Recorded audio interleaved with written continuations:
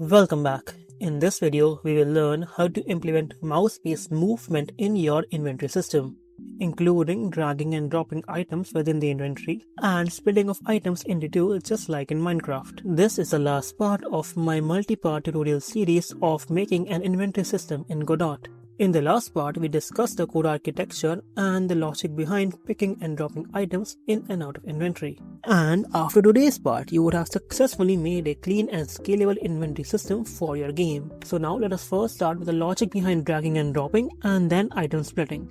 Let us say that you want to drag data present at index I and drop it at index j. The first thing that we have to do is to show a preview of the inventory item present at index I. This is done to show a visual feedback to the player of the stuff that they are dragging.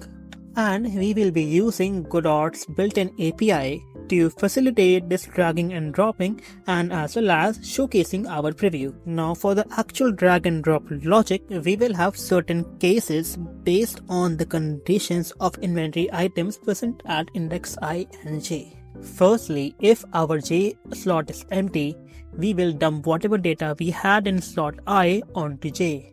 If the data present at index j is not the same as the data present at index I, that is, we are comparing a sword with a wood, we would be swapping the data present at both of these indexes. That is, we will swap I with j. Lastly, if both of them contain wood, we will try to add whatever quantity of I we can onto j, until and unless, of course, we hit the max stack limit. And if we have still some quantity of items left, we will dump them back at their original position, that is at index I. Hopefully you guys understood this. Now let us code out our drag and drop logic. Everything begins inside the inventory slot. We first register a signal that we will emit whenever we drop a data that we are dragging onto a inventory slot. This signal will be captured by our inventory backend via the UI to actually facilitate the drag and drop logic. And that is really how any UI or frontend should be made. That is, the data heavy portion should always be handled by the backend, with the front end being only a tool that will react to these data heavy changes done by the backend. Anyway, to begin our dragging, we will rely on a built-in Godot's API function called getDragData. This function runs for every UI node whenever we hold and drag our mouse on top of it. And this function must return whatever data we want to hold on to whenever we are dragging our mouse. In our case, the data we want this function to return, that is the data we want to hold on to while we are in our dragging motion, must be this particular inventory slot, as this object not only contains our inventory item but as well as the slot in which this item is present. Secondly, Godot also allows us to show a preview of the data that we are dragging. This is done by the setDragPreview function, in which we feed in the control node / the UI node that we want Godot to show whenever we are in our dragging motion. In our case, it will be a visual replica of this inventory slot, that is, a texture rect containing this inventory's icon as its texture.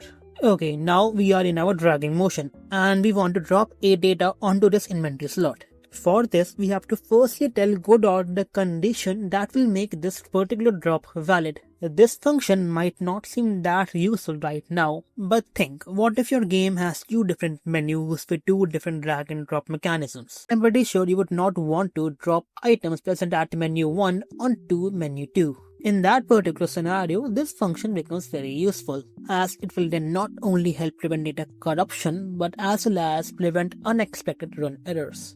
Anyway, our check is pretty simple, and we will drop our data as long as the data we are holding is a inventory slot. Finally, what to do when we drop our data?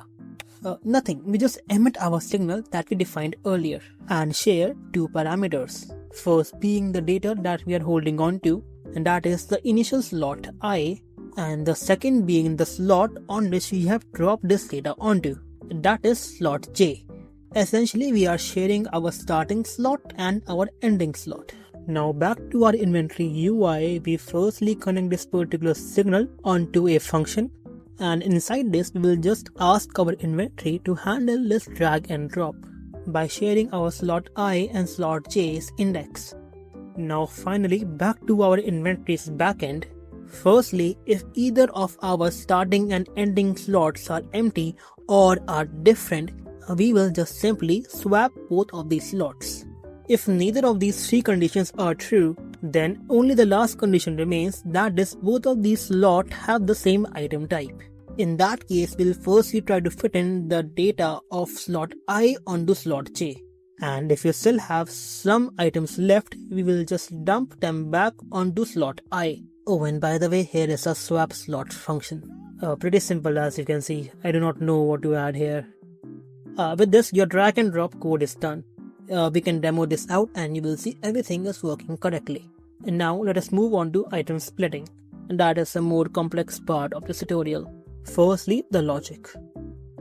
The first thing we do whenever we are about to or are splitting an item is to disable our drag and drop logic, as I do not want these two mechanisms to cause problems with each other. And in our code, we will use the can drop data function for this part. So what happens whenever we try to right click onto a inventory slot? The first thing we do is to split the item's quantity in half and start holding onto the other half of the item. Now let us say we bring this held item and right click it into another slot J.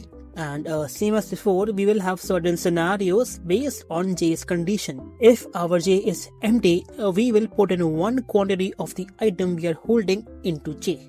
And secondly, this will also be the same case if the item type that J has is the same one that we are holding.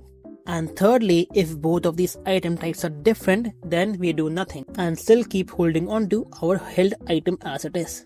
Okay, so this is it for the three conditions. If however you do not like what I am doing in any of these three scenarios, then feel free to change the result of these conditions on your own. You are now well versed enough to code all of this logic by yourself. For all I care, you can put all items you're holding onto J if J is empty instead of 1. Okay, so anyway, I will be coding this logic out. Feel free to experiment this based on your own game. Okay, now let us move on to the code.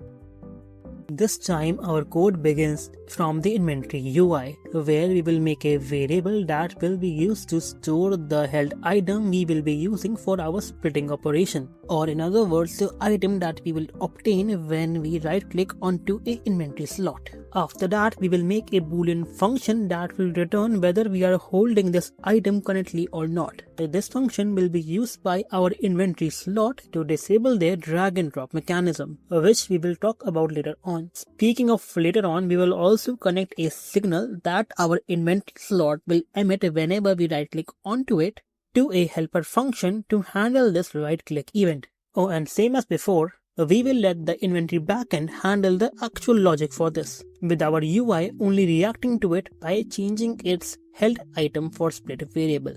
Oh, and as a side note, we will send to the inventory the current item we are holding and as well as the slot we have right clicked onto.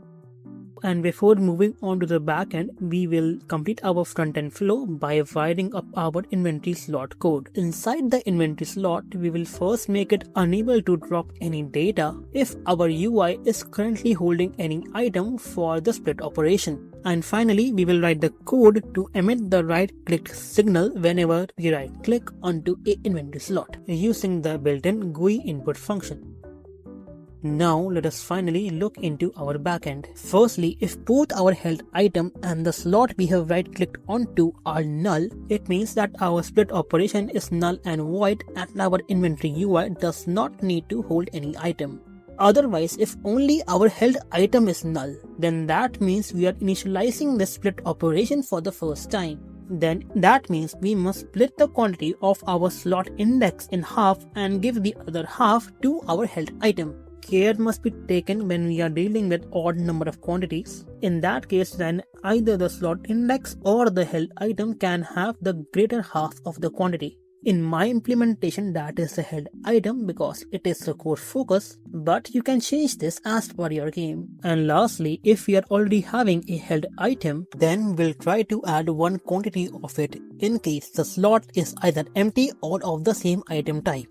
Based on all of these scenarios, we will develop our new held item and return it back to the UI, where And I assure you, this is the last part. We will preview it using Godot's built-in draw function. That is, if our held item is not null, we will draw a rectangle made up of our held item's icon and as well as draw a string showcasing the remaining quantity.